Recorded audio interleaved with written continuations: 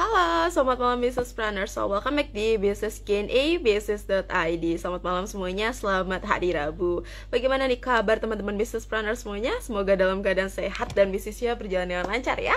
Sebelum saya mulai, saya mau tanya dulu nih, suara saya sudah terdengar dengan jelas deh? Sudah terdengar dengan jelas belum ya di teman-teman, atau masih putus-putus? Boleh bantu ya dijawab di kolom komentar. Kembali lagi kita di sesi Business Q&A 26 Juli 2023, lebih tepatnya di Rabu 26 Juli 2023. Kalau di hari Rabu pastinya Business Q&A akan ditemani oleh Pak Budi Isman ya teman-teman. Jadi buat teman-teman business planners yang sudah bergabung, boleh langsung drop nama dan domisilinya ya di kolom komentar. Nanti kita sambil absen juga nih sebelum Pak Budi bergabung di room Business Q&A malam hari ini. Sebelum kita mulai, mungkin di sini ada business planners yang baru follow business.id atau baru kenalan sama business.id dan belum tahu nih program-program apa saja yang disediakan oleh business.id. Kita kenalan terlebih dahulu yuk. Business.id merupakan platform belajar bisnis dan interaksi langsung dari expert di bidangnya. Teman-teman bisa belajar dengan mengikuti kelas-kelas berbayar kita di aplikasi atau websitenya business.id teman-teman. Nah, saat ini kita ada 12 kelas yang mana dengan cukup satu kali investasi saja, materi dari e-course-nya bisa diakses seumur hidup tanpa tambahan biaya lainnya.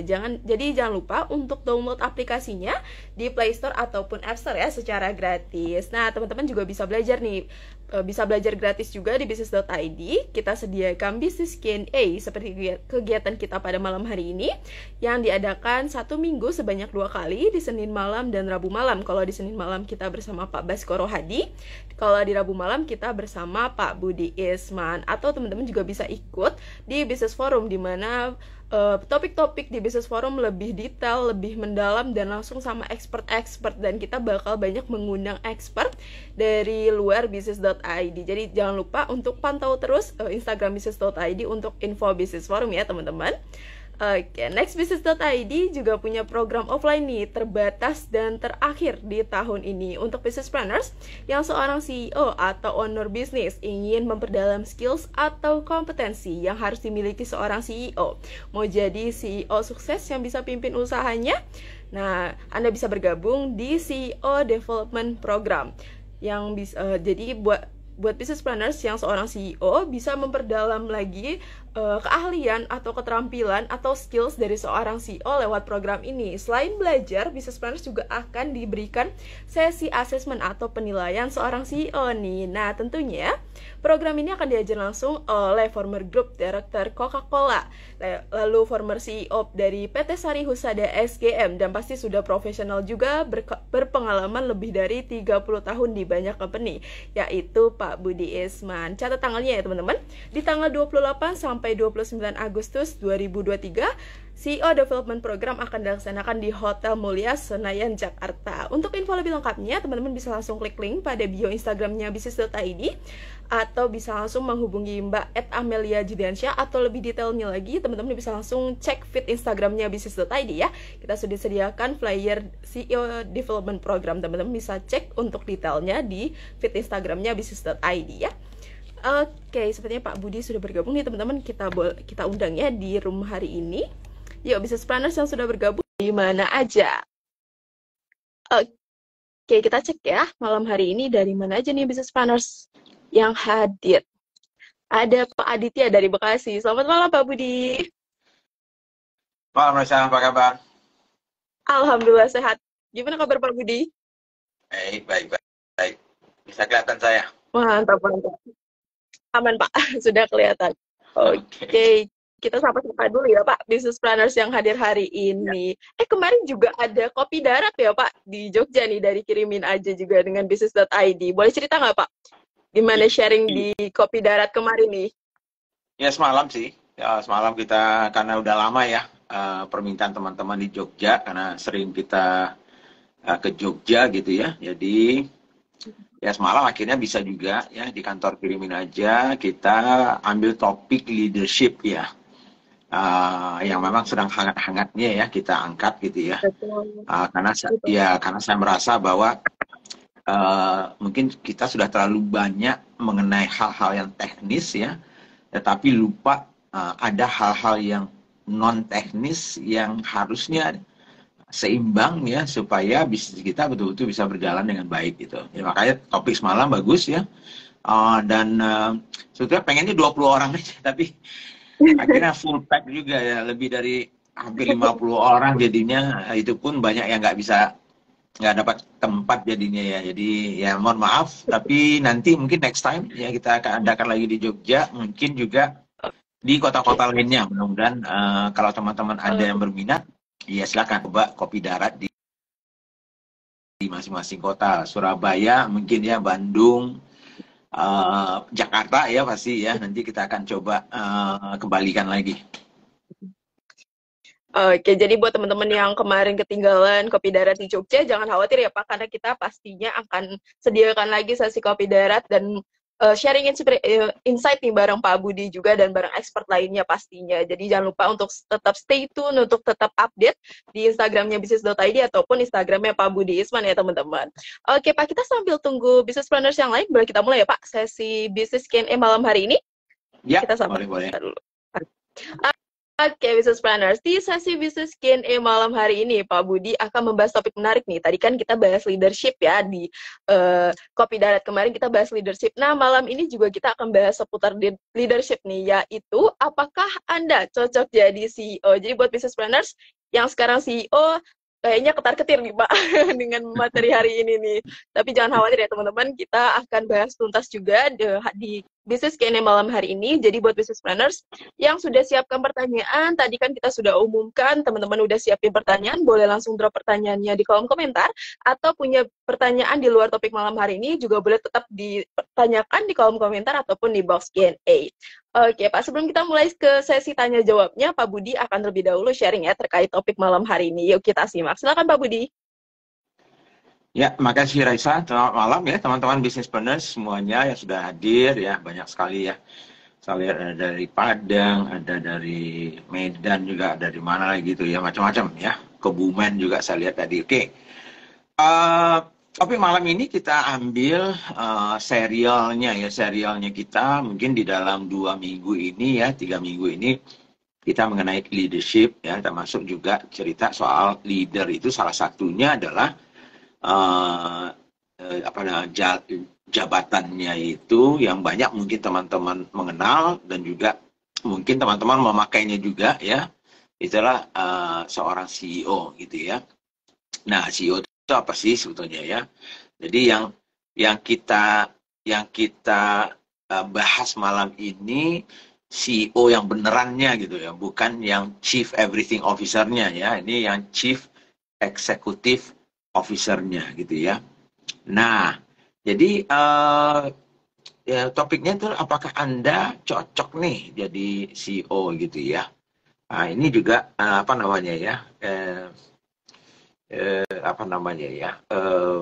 mungkin teman-teman merasa ya karena sudah menjadi pemilik bisnisnya gitu ya. Kemudian misalnya sudah memulai bisnisnya, maka secara tidak langsung mengaku dirinya sebagai CEO-nya atau pemimpinnya gitu ya. Nah, betul ya, semalam juga di Kopi Darat kita di Jogja ya, saya juga bicara mengenai bahwa mungkin di live Instagram saya sebelumnya ada juga, tolong dicek nantinya ya, bahwa tipe-tipe CEO itu kan beda-beda pada masanya ya, masa perusahaan itu pada saat dimulai ya, pemimpinnya itu tipenya seperti apa sih kan gitu ya, akan berbeda dengan kalau misalnya CEO-nya itu bisnisnya sedang tumbuh misalnya ya. Dan kalau sudah besar beda lagi tipe CEO-nya, dan kalau bisnisnya sedang bermasalah atau declining, menurun gitu ya, mungkin membutuhkan CEO yang berbeda. Nah, tapi intinya adalah ada yang saya namakan kompetensi umum gitu ya, yang harus dipunyai ya oleh seorang CEO ya yang beneran gitu ya, di setiap level dari bisnisnya itu gitu ya. Jadi kalau teman-teman yang sudah mempunyai bisnis, kemudian memimpin bisnisnya, mungkin bisa sih menjalankan bisnis yang masih kecil ya, tanpa kompetensi yang saya harapkan teman-teman punya nantinya. Tapi biasanya akan terasa bahwa kita sudah mulai kedodoran ya, kalau bisnisnya sudah mulai berkembang, kemudian membesar gitu ya. Nah, sehingga menjadi sulit seorang owner atau founder bisnisnya ini karena tidak mempunyai kompetensi itu, gitu ya. Nah, ini dari Abang Ul ya, betul ya, ada 4 tipe yang saya sampaikan ya, CEO kreator, CEO grower ya, CEO maintainer, dan CEO problem solver ya. Nah, tapi ada benang merahnya di semua level dan tipe CEO itu. Nah, yang harus teman-teman juga pelajari gitu ya. Nah, apalagi kalau teman-teman betul-betul pengen menjadi seorang CEO yang profesional, artinya ya. Profesional itu maksudnya apa? CEO yang mampu betul-betul dan kompeten untuk menjalankan sebuah bisnis, terutama pada saat bisnisnya sudah mulai besar. Nah, itu yang kita coba pelajari gitu ya, di workshop tanggal 28-29 ya, bulan Agustus nantinya. Dan kita juga sebetulnya punya assessment gitu ya. Assessment itu adalah semacam penilaian dan tes gitu ya, yang dilakukan secara online sebelum masuk ke workshop itu, dan melihat apakah cocok atau tidak ya.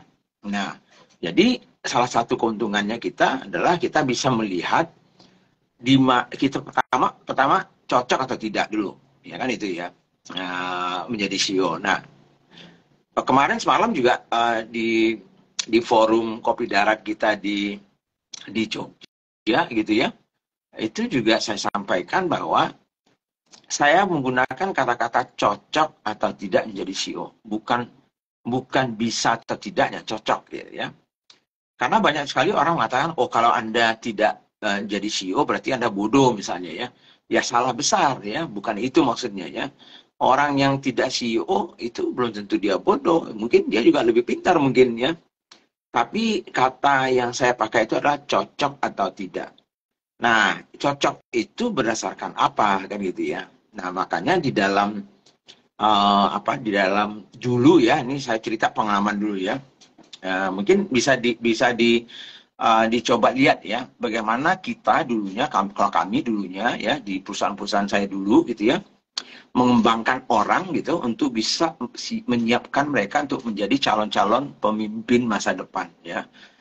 Jadi nggak langsung karbitan gitu ya. Nah, karena kadang-kadang yang susahnya kan bukan susah sih, memang secara alami ya, teman-teman yang mendirikan bisnis dan menjalankan bisnis, walaupun tidak punya skills mengelola ya, misalnya ya, orangnya dan segala macam, tapi kebetulan dia yang punya bisnisnya, dia yang memulainya, dia yang menjalankan, ya dia sudah otomatis secara formal dia menjadi pemimpinnya kan itu.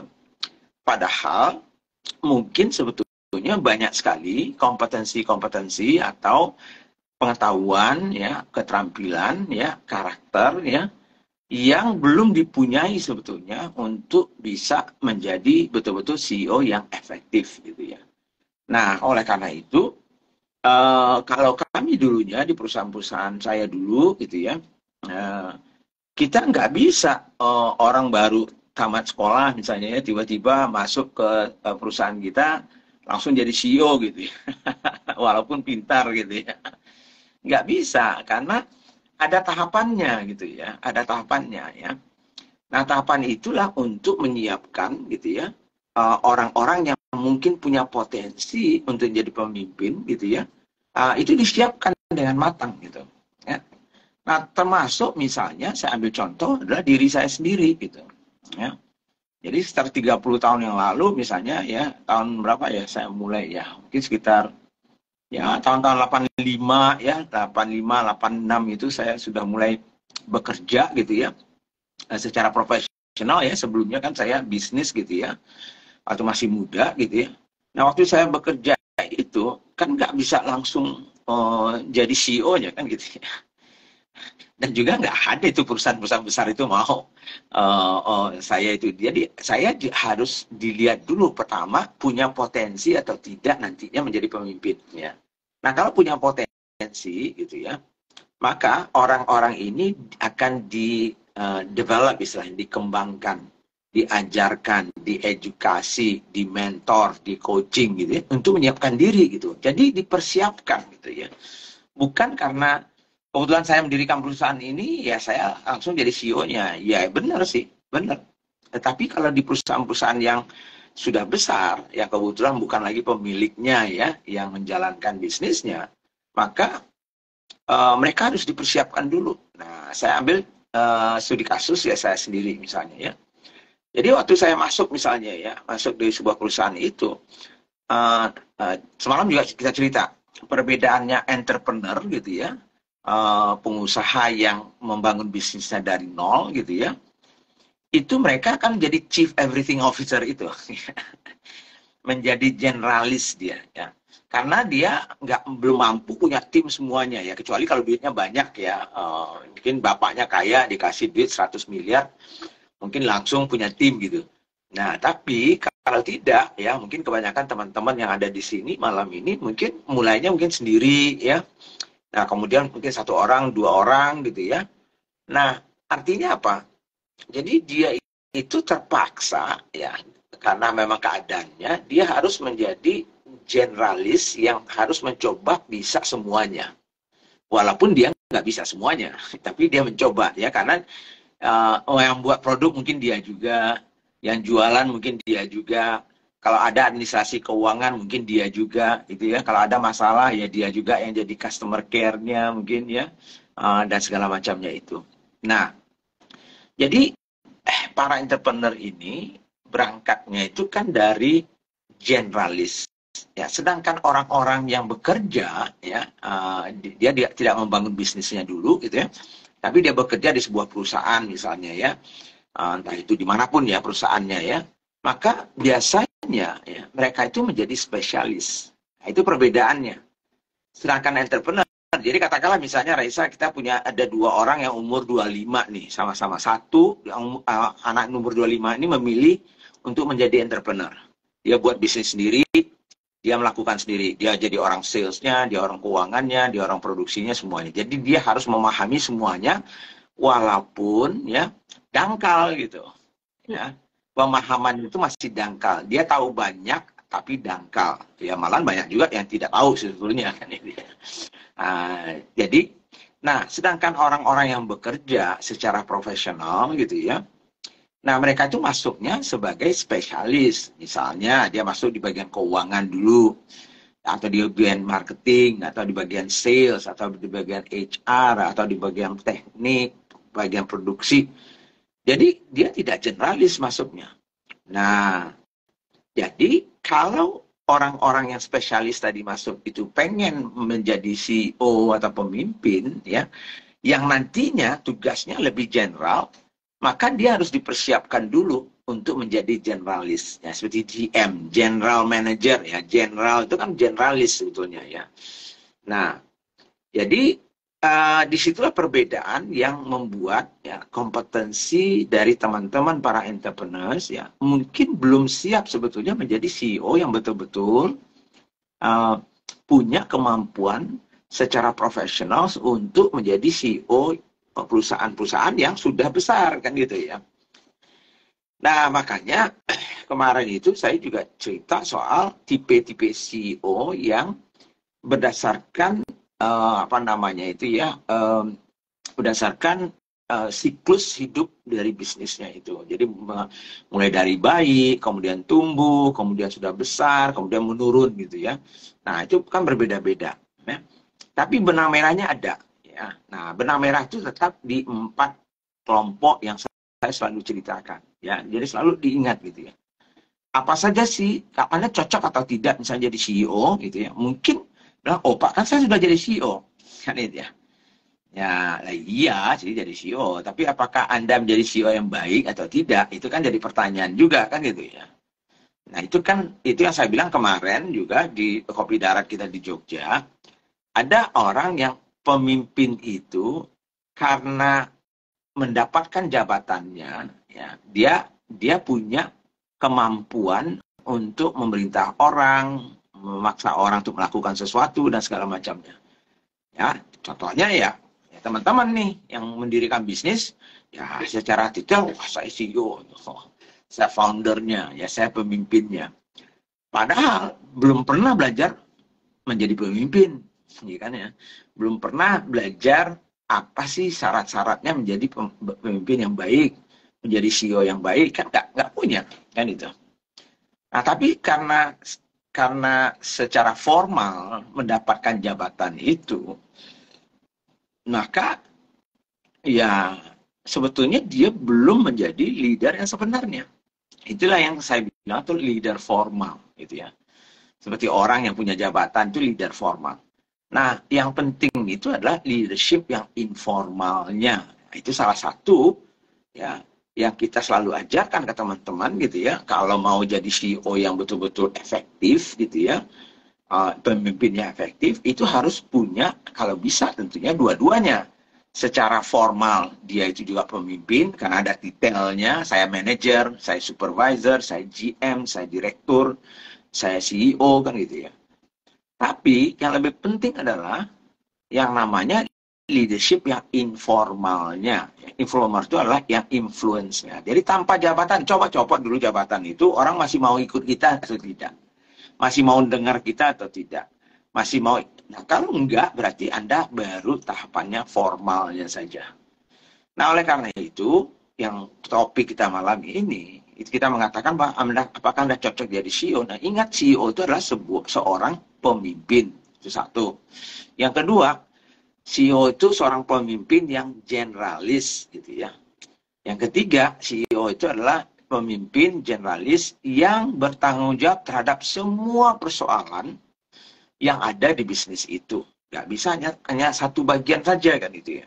Oh kan saya ada anak buah Pak. Ya, kalau ada masalah kan dia yang bertanggung jawab. Lah iya, dia juga bertanggung jawab. Tapi yang bertanggung jawab finalnya adalah teman-teman yang posisinya atau titelnya pemimpin, CEO, direktur, atau apapun namanya. Ya. Nah, untuk menjadi efektif, berarti kita harus menguasai 4 kelompok yang saya namakan kompetensi dari seorang CEO. Ya, nah, itu yang kita pelajari juga tentunya di workshop tanggal 28-29 ya. Nanti ya di bulan Agustus nantinya. Jadi apa sih kelompoknya itu? Misalnya satu ya, soal ada kelompok kompetensi yang namanya yang saya namakan leadership. Ya, nah, totalnya itu dari leadership ada kemudian kelompok yang kedua itu yang namanya managerial. Kelompok ketiga ada yang namanya business skills ya. Saya sudah sampaikan berkali-kali nih soal ini. Yang keempat itu adalah soal karakter. Ya.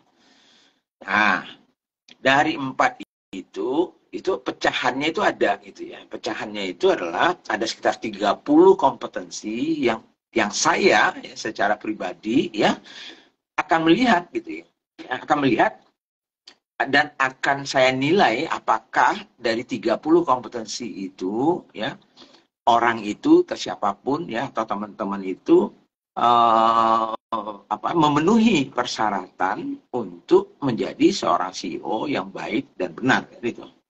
Nah, oleh karena itu di dalam di dalam saya melihat misalnya ya kalau misalnya saya mencari orang nih ya, cari orang yang untuk masa depan menjadi pemimpin masa depan. Maka saya akan melihat dari 4 kompetensi, kelompok kompetensi itu, ya ada leadership, ada managerial, ada business skills, ada karakter. Nah kemudian saya melihat 30 kompetensi intinya, ya, apa saja itu, dan saya akan coba nilai mereka.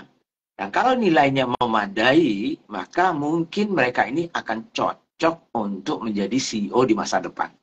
Nah, cocok menjadi CEO di masa depan itu belum tentu sudah bisa gitu. Karena tetap harus diasah kan gitu ya. Nah, ini yang ceritanya malam ini adalah apakah Anda cocok atau tidak. Ya, kan saya juga CEO, Pak. Berarti cocok dong. Kan itu. Nah, itu kan baru secara formal, iya sih, karena Anda pemilik bisnisnya, Anda ngaku menjadi CEO, ya iya sih. Tapi coba Anda menjalankan bisnis orang lain, ya, bisa nggak Anda efektif? Itu tesnya kan itu ya, tesnya kan ya. Nah, kalau Anda yang punya bisnis ya Anda bisa menggunakan yang namanya power yang formal itu. Kan saya pemiliknya. Ya pokoknya ya kan kamu harus lakukan ini, kamu harus ini, kan bisa kan itu. Tetapi kalau mau tes betul ya apakah Anda betul-betul siap menjadi CEO, ya coba pimpin bisnis yang lain yang bukan Anda punya. Ya kan itu ya. Kalau Anda berhasil di situ, itu bisa mengatakan, oh iya, ya, teruji sebetulnya ya kemampuan saya gitu. Karena saya tidak punya apa namanya power formal itu ya dalam arti ya karena saya tidak mempunyai bisnis itu, gitu ya. Nah sehingga caranya saya melihat orang itu cocok atau tidak ya berdasarkan 4 kelompok kompetensi itu dan 30 sub kelompok kompetensi yang saya lihat gitu. Nah, bagusnya adalah gitu ya, di dalam workshop kita yang tanggal 28 dan 9 Agustus nantinya, CEO Development Program itu, kita melakukan assessment itu untuk teman-teman yang ikut itu ya. Dan banyak sekali itu yang sudah ikut ya, seperti misalnya siapa ya, CEO-nya Haus, Mas ya, apa, Mas Gufron misalnya ya, CEO-nya foundernya Agrinesia ya, CEO-nya yang punya Migacuan ya, Anton misalnya, ada Hendy Baba Raffi ya, banyak lagi ya yang sudah pernah ikut ya. Nah hasilnya tentunya saya nggak bisa sampaikan ya seperti apa gitu ya. Nah tapi artinya apa? Dari hasil assessment itu ya, kita memahami di mana kekurangan-kekurangan kita. Gitu ya. Kekurangan kita di mana sih? Oh, dari 30 kompetensi itu saya kuatnya di A, B, C. Tapi D, E, F saya nggak kuat. Berarti saya harus memperbaiki kompetensi yang saya nggak kuat. Ya. Lalu saya terus-menerus memperkuat tentunya kompetensi yang saya sudah punya itu. Gitu ya. Nah, jadi cum kedungke gitu ya. 4 kompetensi kelompoknya itu adalah leadership, managerial, ya, business skills, ya. Nah, kemudian karakter gitu ya. Nah, karakternya. Nah, saya ambil contoh aja ya. Ambil contoh karakter ya. Nah, karakter CEO itu kan beda ya. Ya bukan yang beda sih, tapi CEO yang kompeten dan CEO yang baik itu biasanya itu punya karakter tertentu yang secara umum berlaku gitu ya. Contohnya ya, kalau saya mencari seorang CEO, maka saya cari orang yang punya integritas tinggi. Kan itu ya. Nah, integritas itu artinya apa? Integritas itu adalah dia mengatakan apa yang dia kerjakan apa yang dia katakan. Gitu ya. Bisa menjadi panutan gitu ya. Misalnya, apalagi misalnya ya, karakter seorang pemimpin yang baik itu biasanya ya, pengalaman saya juga ya, itu adalah orang pemimpin yang bagus itu jarang yang negatif gitu ya. Kebanyakan mereka itu selalu berpikir positif karena apa? Dia tahu bahwa auranya, ya karismanya dia itu akan mempengaruhi timnya. Jadi bayangkan ya kalau Raisa misalnya masuk kantor, lalu bosnya masuk kantor, mukanya cemberut ya, selalu resah, selalu negatif gitu ya. Nah itu dampaknya ke tim itu kan luar biasa ya, menjadi negatif dan sehingga menjadi tidak produktif misalnya ya. Apalagi misalnya ya karakter yang selalu saya cari di seorang CEO yang baik itu adalah dia memahami bahwa tanggung jawab tertinggi ya itu adalah sama dia kan itu ya, sama dia bukan sama anak buahnya gitu ya, walaupun dia akan bagi-bagi tugas ya dengan anak buahnya, tapi dia harus paham bahwa dia itu, jadi artinya apa, dia bertanggung jawab dan tidak mudah melemparkan ya kesalahan itu sama kepada orang lain. Nah saya kemarin ada orang DM saya di Instagram gitu ya, lalu dia mengatakan, Pak ya kalau CEO-nya itu selalu kalau ada nggak jalan bisnis itu atau kalau salesnya nggak bagus ya, apapun persoalannya itu selalu yang disalah-salahin anak buahnya gitu, digoblok-goblokin kan gitu. Nah itu bukan CEO yang baik kalau menurut saya sih kan itu ya. Nah, karena CEO yang baik ya, kalau anak buahnya goblok ya, maka pemimpinnya lebih goblok lagi. Karena ujung-ujungnya pemimpin itulah yang harusnya mengembangkan timnya ya. Pemimpin itulah yang harus mendidik timnya. Jadi kalau dia nggak bisa mendidik dan timnya goblok, ya berarti dia yang goblok kalau menurut saya sih. Dan itu pendapat saya. Itu contohnya misalnya ya. CEO yang baik itu selalu ya, kalau menurut saya misalnya contohnya adalah ingin belajar dan tidak mau menerima apa ya namanya status quo ya. Status quo itu kondisi yang tidak berubah ya. Nah jadi CEO yang baik ya, menurut saya adalah CEO yang selalu men-challenge timnya ya. Tidak pernah mau menerima aja gitu ya kak kondisi itu. Ya udahlah, misalnya salesnya turun gitu ya. Ya udahlah, sales turun kan hujan kemarin ya nggak mungkin orang beli ya. Nerimo gitu misalnya ya. Atau tadi itu ya menerima keadaannya ya kan dari dulu seperti itu ya ya udahlah kita nggak usah berubah misalnya ya. Nah itu bukan tipe CEO yang menurut saya bagus gitu. Jadi oleh karena itu banyak karakter ya dari sisi apa namanya kompetensinya itu yang dalam kelompok karakter itu misalnya yang akan menentukan seorang CEO atau pemimpin itu sukses membangun atau memimpin bisnisnya itu gitu ya. Jadi jangan karena kita sudah menjadi founder ya pemilik bisnis lalu seolah-olah oh kita sudah menjadi CEO yang hebat gitu ya. Tidak sama sekali gitu ya. Karena tadi itu yang seperti yang saya bilang teman-teman para entrepreneurs ya itu kan berangkatnya itu kan dari mana? Dari generalis ya karena awalnya dia melakukannya semuanya gitu. Tapi dangkal semua ya. Kayak anak-anak sekarang lah kan itu ya. Nah, semuanya ada di Google loh. Kalau mau cari teori sih di Google ada semua. Tapi begitu kita tanya lebih dalam, nggak ngerti karena nggak pernah melakukan, tidak pernah mengalami dan segala macamnya gitu ya.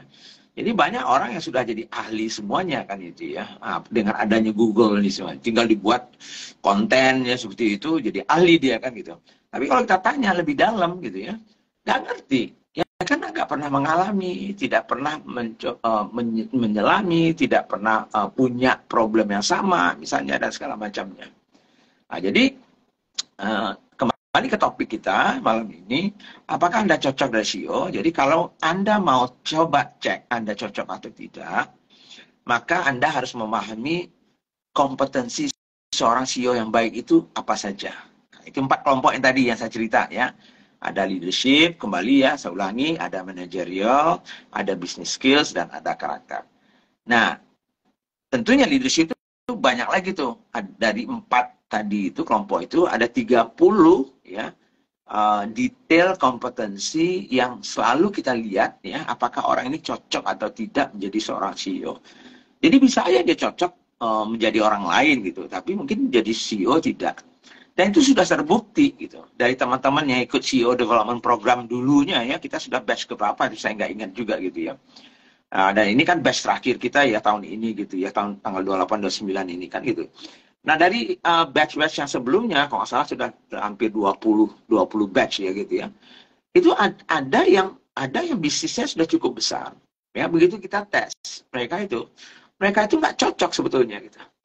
Lah lalu banyak teman-teman yang bilang kan gitu, Pak Budi kalau gitu kok bisa ya bisnisnya besar gitu ya? Ya besarnya, jadi dia masih mampu mungkin ya untuk memimpin bisnis yang misalnya sampai 100 M misalnya, sampai 200 M misalnya.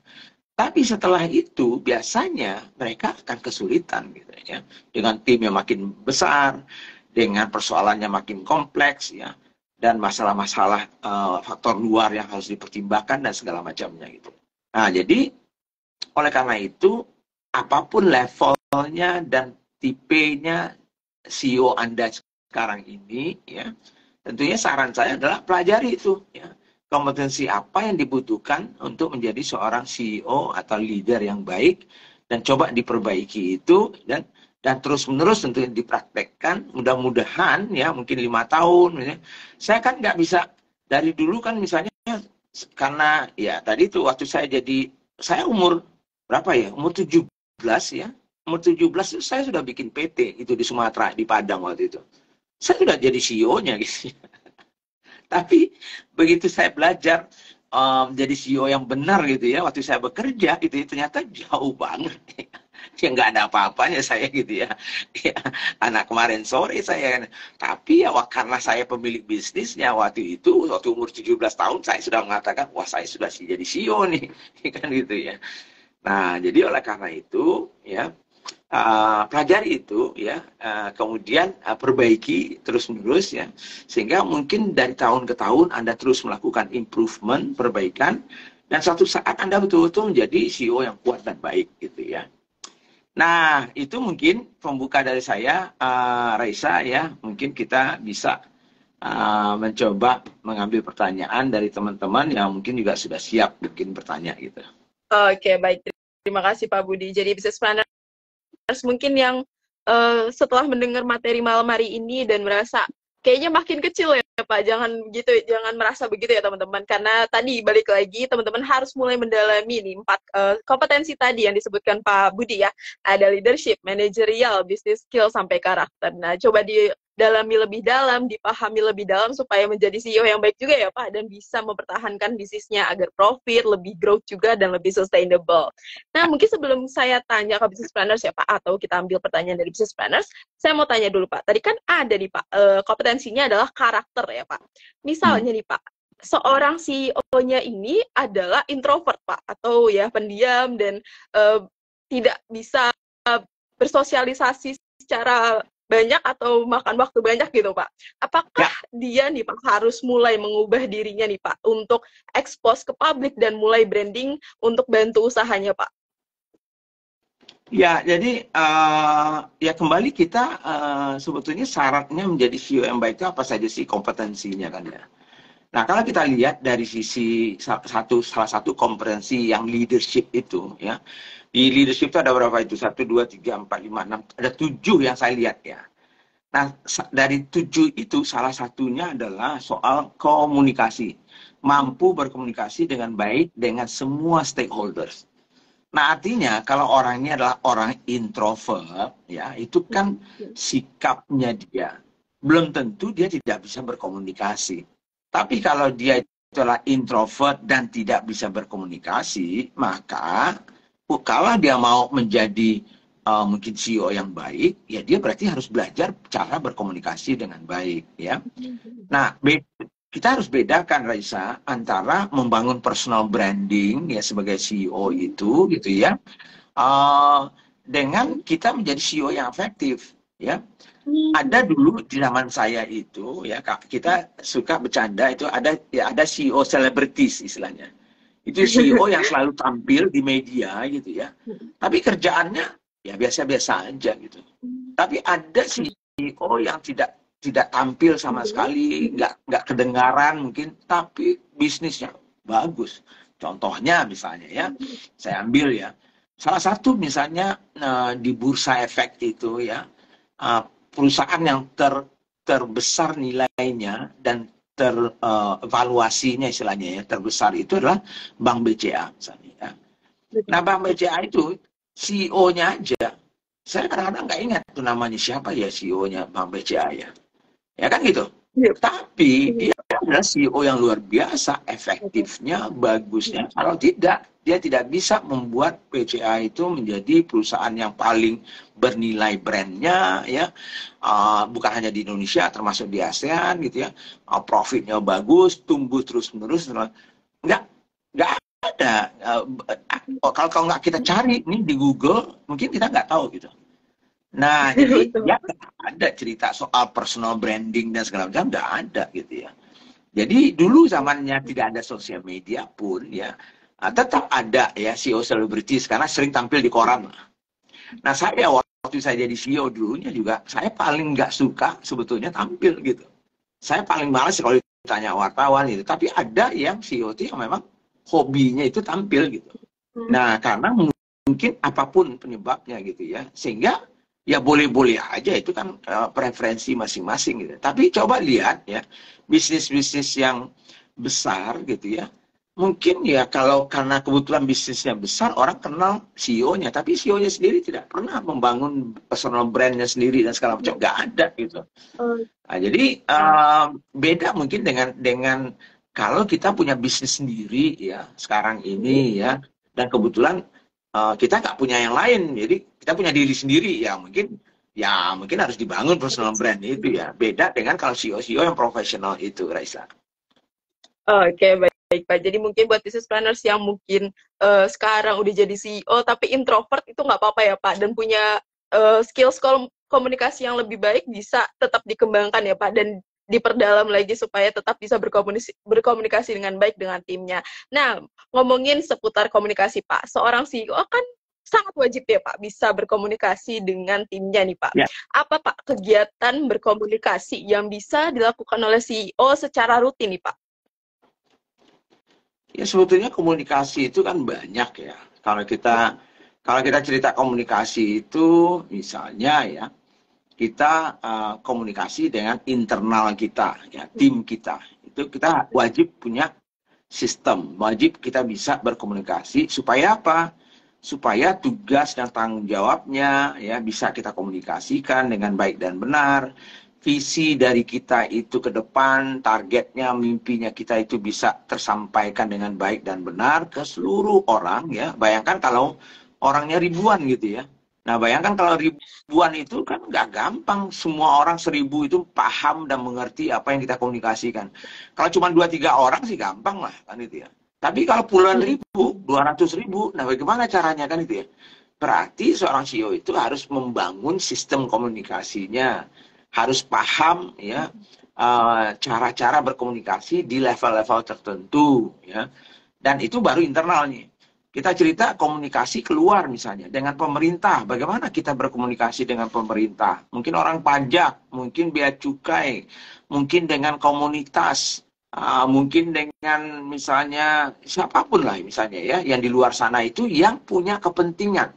Ya, itu namanya stakeholders. Ya. Stakeholders itu bukan shareholders ya. Shareholders itu pemegang saham. Stakeholders itu adalah semua pihak yang mempunyai kepentingan ya terhadap bisnis kita.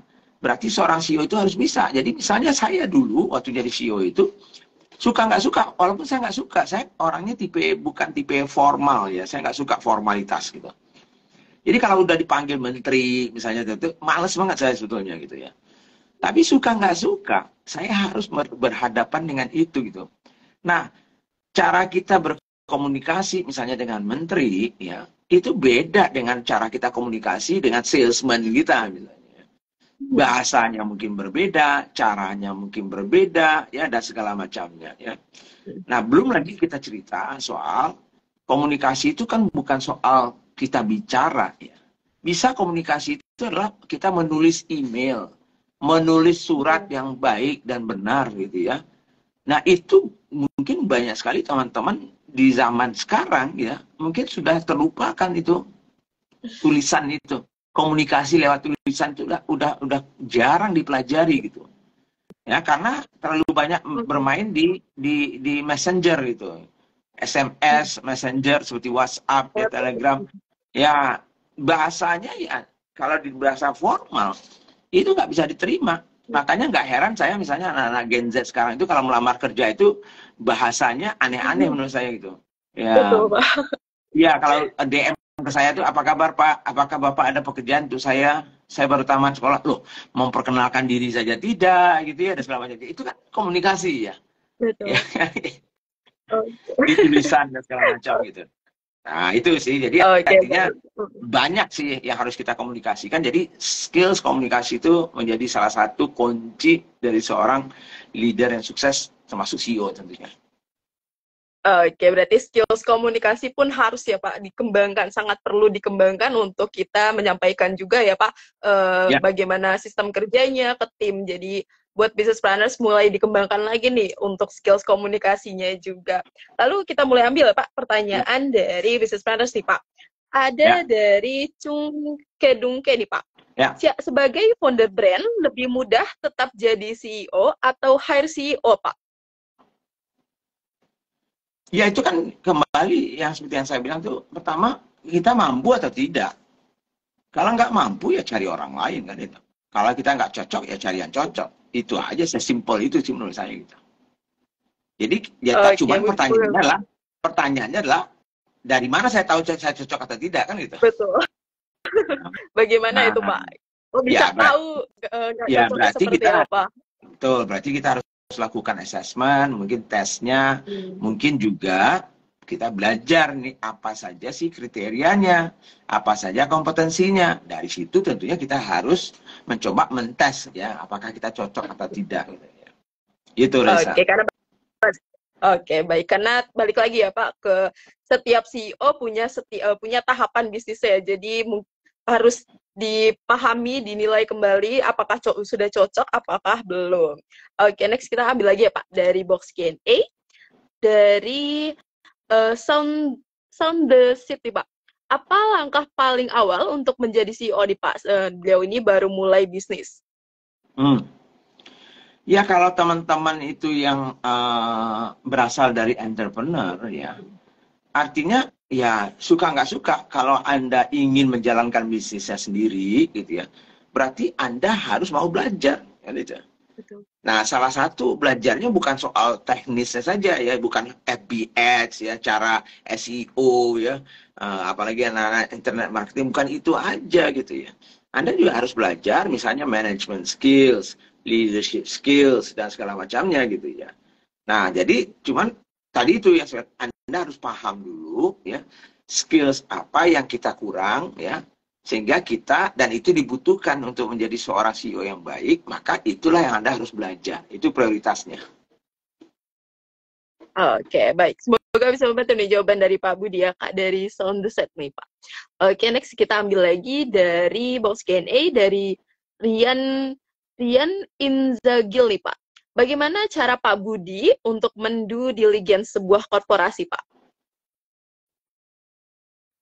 Bagaimana caranya mendue diligence? Maksudnya saya belum paham ya. Artinya kan gini, due diligence itu adalah tahapan ya, di mana secara formal kita melihat ya sebuah bisnis itu ya, misalnya ya kalau kita mau membeli perusahaan itu atau kita mau investasi di perusahaan itu misalnya ya, maka ada proses yang namanya due diligence ya, semacam auditnya lah ya, audit ya, apakah perusahaan itu betul-betul seperti apa yang disampaikan oleh pemiliknya. Misalnya pemiliknya bilang, oh profit saya itu setiap tahun misalnya 100 M gitu. Nah tentunya benar nggak tuh kan itu ya. Nah buktinya di mana misalnya. Nah, berarti ada prosesnya ya, semacam auditnya itu. Nah kalau kita mau melakukan itu tentunya kita harus punya tim gitu ya. Kalau saya sih punya tim gitu ya.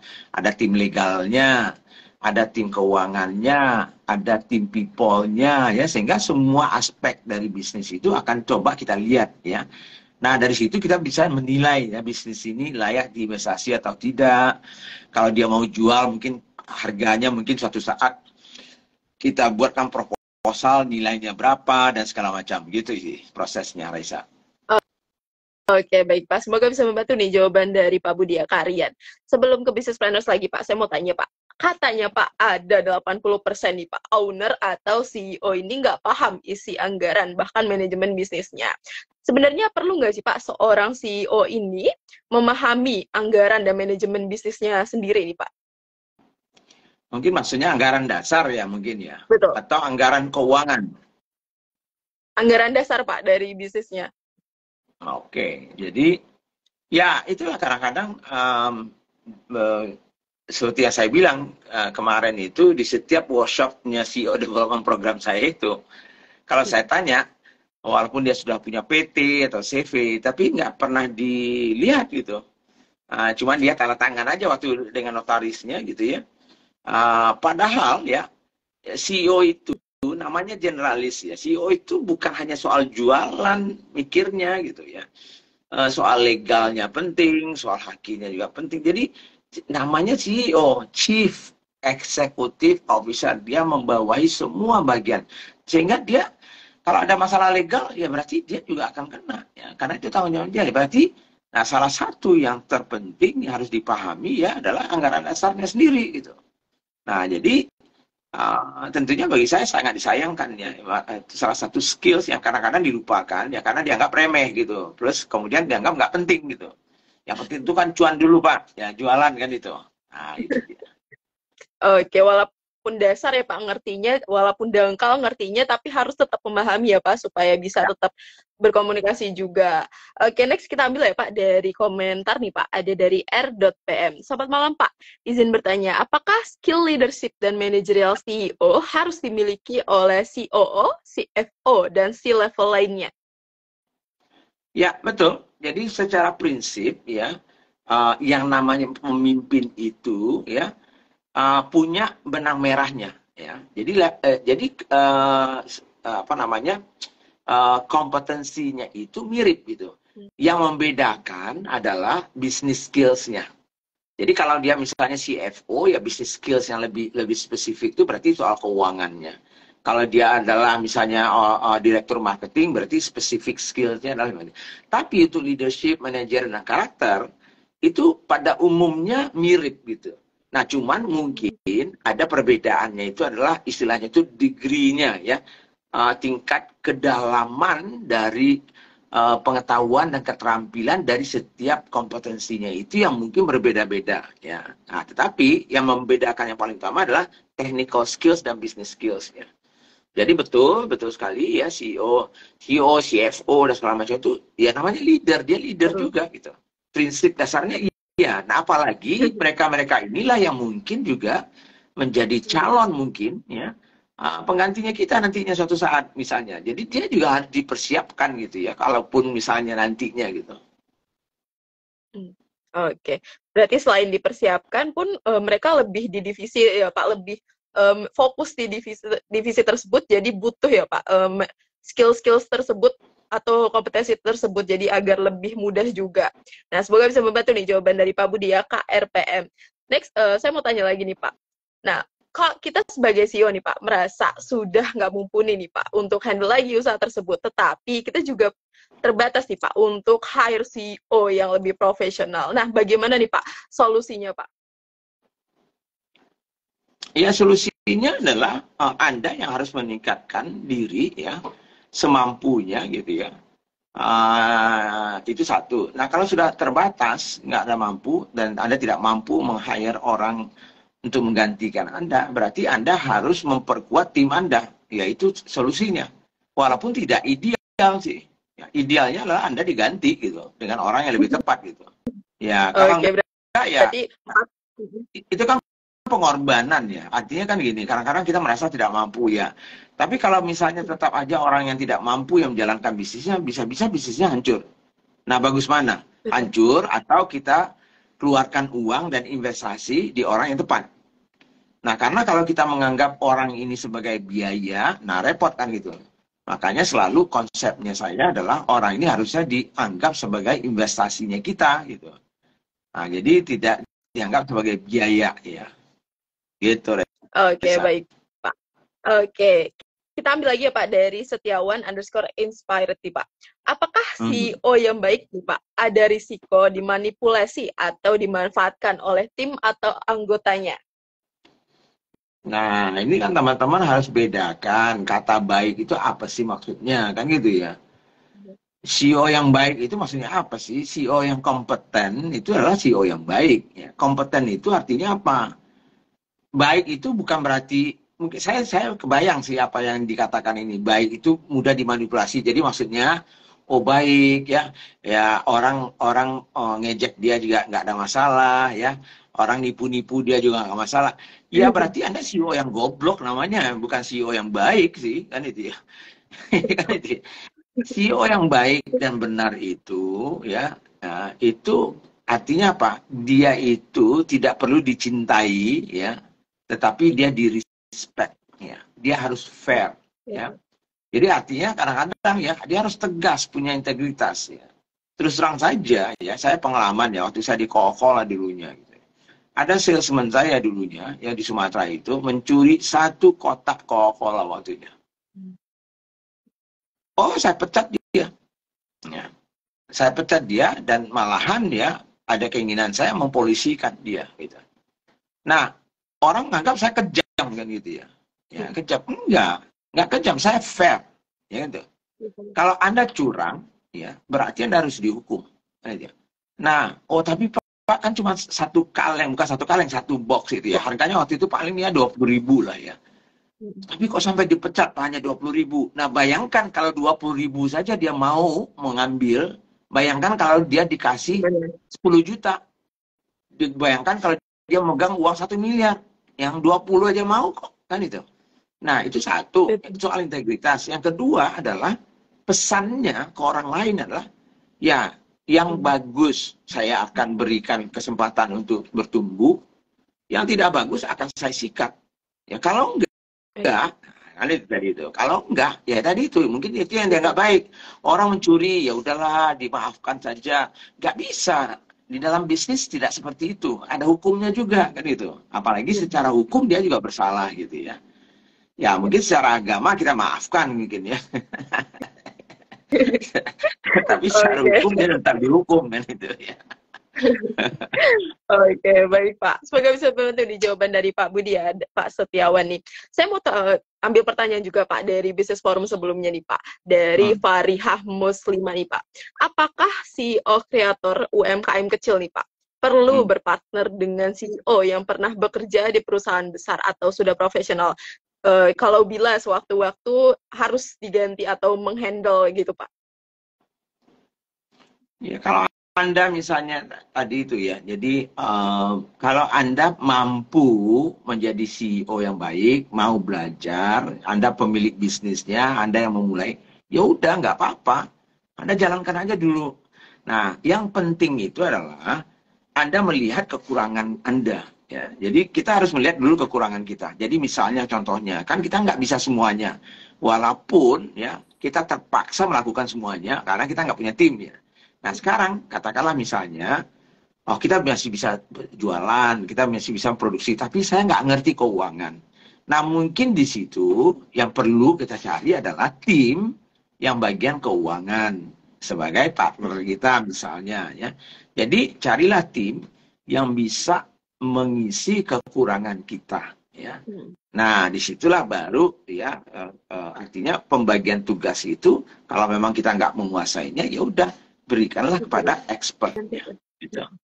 Oke, jadi mungkin ada bagian yang kosong atau kita belum paham, kita bisa isi ya Pak dengan partner tersebut di bidang tersebut agar bisa kerjasama juga dan semuanya bisa melengkapi ya Pak. Oke, baik-baik. Lalu kita ambil lagi nih Pak dari box Q&A dari Danat Dono nih Pak. Apabila seorang owner merangkap menjadi CEO, siapa sih Pak yang berwenang untuk menilai kinerjanya? Ya itulah yang menilai kinerjanya kalau tergantung tadi itu ya dia itu ada nggak misalnya PT misalnya ya. Kalau dia berbentuk PT ya maka ada namanya komisaris. Ya. Maka komisaris itulah yang akan memberikan penilaian terhadap CEO-nya walaupun dia pemiliknya.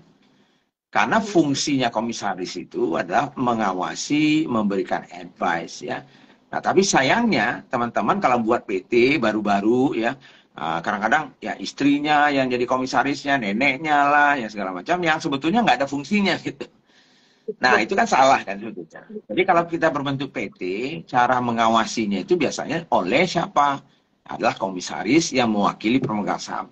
Nah, kalau kita yang pemiliknya, ya iya. Jadi artinya apa? Kita sengaja mencari komisaris yang baik ya, yang fair, yang bisa memberikan penilaian terhadap kinerjanya kita.